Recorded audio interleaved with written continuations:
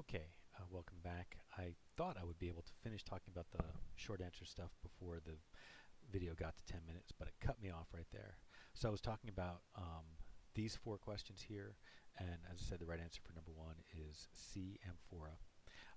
And we know that because, or one of the ways we can eliminate that is like a crater also has a wide shoulder, but it doesn't have a narrow neck.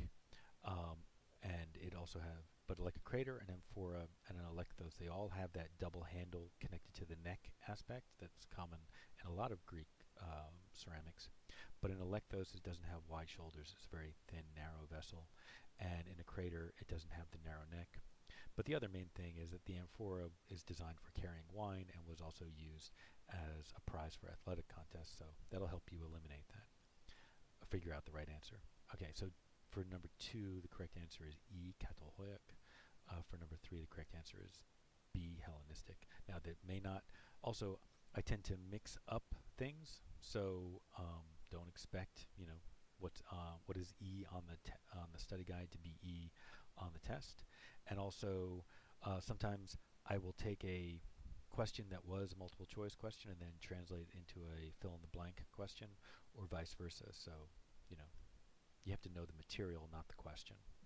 Okay, and then the answer for number four is C, bisque. Okay, and then the last part of the test is going to be the long answer part, and that starts with two definitions. Two of these terms out of here, out of these definitions, you have to, instead of doing it by matching, you have to write out the definition yourself. So it'll say, write them as a full sentence. And so it gives you an essay block, so you can write as much as you want, but really all I need is one full sentence to define the term. And then after that will be the two slide comparison questions, and that's for the people in the online class. The people in the online class have two slide comparison questions, although it does say one right there. And so one will be on comparing two works in terms of how they use line, and one will be comparing the two works in terms of how they use shape. And really pay attention to the detail of the question, because if you just say one uses a lot of line and one doesn't use much line kind of thing, you're not going to get much points at all. It asks you, right, include in your comparison the changes of line weight, so how the thickness and thinness of the line, how heavy and dark it gets, how line and tone work together or not, or how the lines create areas of focus, what type of tool was used to make the lines. Was it like, silver point, or was it a pencil drawing, or was it brush and ink? And how much is the line focused on contour, and how much is it focused on cross contour, or on neither? Okay, so, and the same for the shape question. Really pay attention to all the parts to the question. If you don't cover all the parts, you won't get full points. And then the last part of part three, or the last section for part three, are the two short paragraph answers. And these are not really essay questions. Like I said, they're short paragraph. And I did expand the length a little bit. I made them 4 to 6 sentences instead of 3 to 5 sentences. And I do want to cover one of these just because we didn't get to it in class, and so the students wanted me to cover that. And that is the question number 4 about talking about sculpture. So in this question, what you need to do is just explain the difference between, what is low relief and high relief, and how this is a progression going from the relief sculptures being somewhat flat, right? Low relief being the most flat, meaning that it's attached to a back, to a wall, and it doesn't come out very much at all, whereas high relief is still attached to the back of a wall, but it comes out and it's more rounded. And it's so rounded in fact that oftentimes you have like the backs of things rounded out a little bit, or even all the way to the sculptures from the pediment of the Parthenon, where they are created as freestanding sculptures that then are attached to a wall. And then you have freestanding, which is sculptures that stand on their own, right? But keeping in mind that not all freestanding are as in the round as others, right? Some freestanding sculptures have clear backs to them, and even some freestanding sculptures have backs where the back side of them is completely unsculpted, uncarved, no hand touched them at all, they're unfinished. So to be in the round, the work has to have been carved all the way around, so that the artist really thought about the fact that someone might walk around to the backside and they want to see it complete.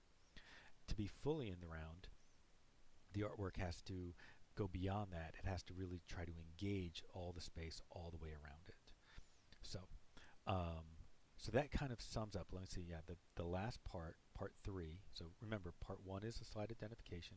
Part two is the short answer part, and part three would be the long answer part, and that would include the two definitions, and then the two slide comparisons, and then the two short paragraph answer parts.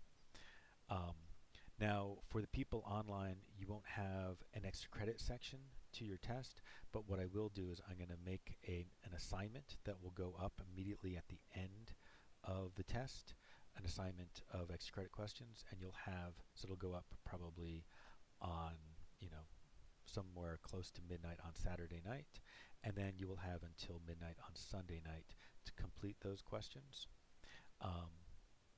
And also don't forget that you still have the opportunity to earn extra credits on the first part of the slide identification. Did I talk about that?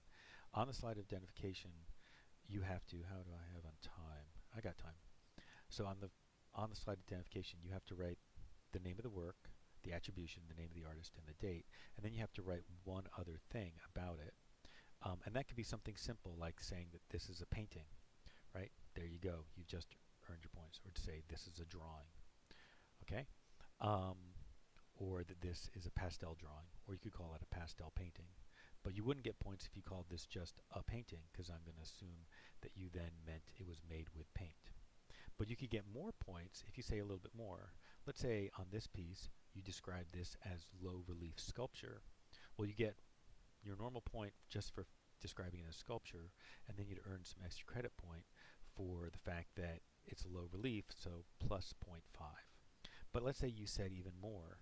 Let's say you mentioned that it's a low relief sculpture and that it was used for mixing makeup, probably makeup for funerary purposes, right? Now we're up to maybe plus 1.5, right?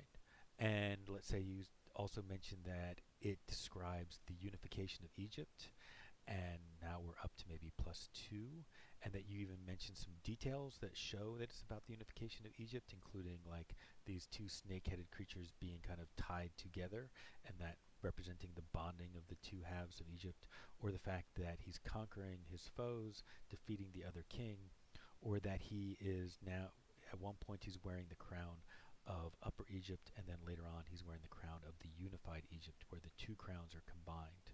If you got all of that, that would be plus 3 points, maybe plus 3.5.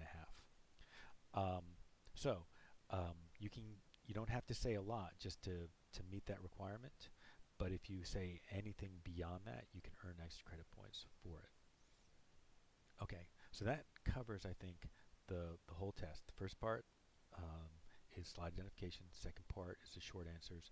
Third part are the long answers. The extra credit part will appear after the test is completed on Saturday night. And all right, well, good luck. Thank you very much.